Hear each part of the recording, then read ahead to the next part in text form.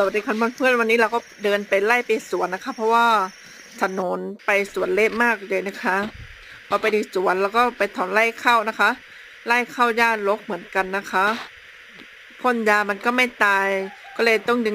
ใช้มือดึงหญ้าแหลมๆนะคะที่ตายยากอยู่แล้วก็มาทำกับข้าวกันค่ะแกงผักกาดง่ายๆใส่ไก่นะคะ เมนูบ้านๆแล้วก็มีย่างไก่ค่ะไก่ย่างนะคะ เมนูบ้านๆที่อร่อยค่ะนี่คือบรรยากาศที่สวนนะคะฟ้าหลังฝนก็จะมีหมอกให้ชมกันเลยค่ะเป็นไงบ้างคะ